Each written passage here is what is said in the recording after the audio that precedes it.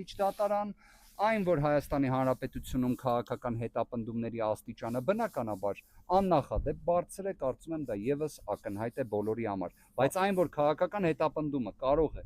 վերաճել եւ տրանսֆորմացվել այլևս այն աստիճանի, որ ընտրական գործընթացին ուղիղ միջամտություն հանդիսանա, սա իսկապես կարծես նորություն Պարոն Վարդևանյան, նախ ձեզ համար սպասելի էր թե ոչ, որովհետև սպասումները այս անգամ որ դատարանը այլ որոշում կկայացնի մի փոքր ավելի մեծ էին, շանսերը կարծես թե դուք այդպես եք գնահատում, եւ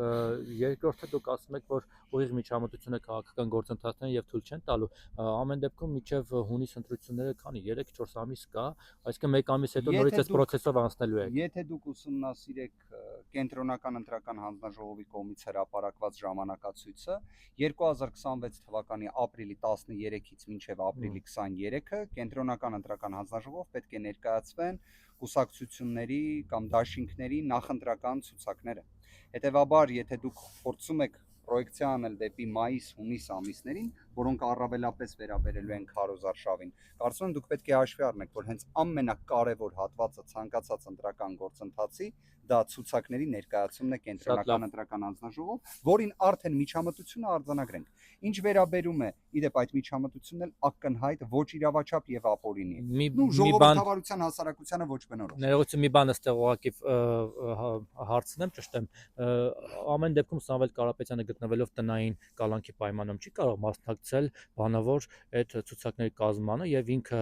կարող է լինել ցուցակում տեխնացու, թե չի կարող։ Մենք հայտնել ենք, որ ցուցակը գլխավորելու է Նարեկը Կարապետյան, վարչապետի տեխնացուն Սամվել Կարապետյանն է։ Ինչ վերաբերում է նույն ցուցակը կազմելու եւ դրա վերաբերյալ քննարկումներ ունենալուն, դա եւս այն հարցերից մեկն էր, որ դատական նիստի ընթացքում քննարկվել էր, որ պայմանականորեն սահմանափակումները, որոնք կան կիրառված, որ օրինակ Սամվել Կարապետյանը 9 ամիսը չի կարողանում իր եղբոր որդու հետ հաղորդակցել։ Օրինակ այդ սահմանափակումը մինչ օրս կա եւ դատարանը գտավ, որ այն պետք է պահպանվի։ Իսկ ում հետ է կարողանում հաղորդակցվել։ Իր մերձավոր ազգականների եւ պաշտպանների։ Իսկ եղբոր հետ, այսինքն Կարեն Կարապետյան կարող է։ Մերձավոր ազգականների մեջ են եղբայրը, քույրերը,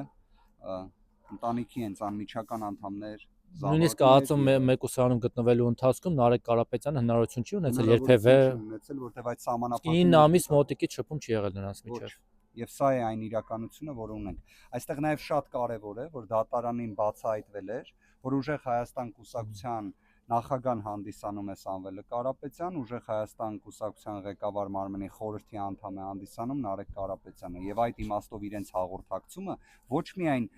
մարդկային տեսանկյունից, նայենք մերձավոր ազգականների փաստացի, ոչ թե նեղ իրավական իմաստով մերձավոր ազգականների, այլ նաև կուսակցության գործունեության տեսանկյունից խնդիր էր առաջացնելու։ Բայց չնայած այդ ամենին, չնայած այդ փաստարկներին, դատարանի որոշումը այսպիսին է։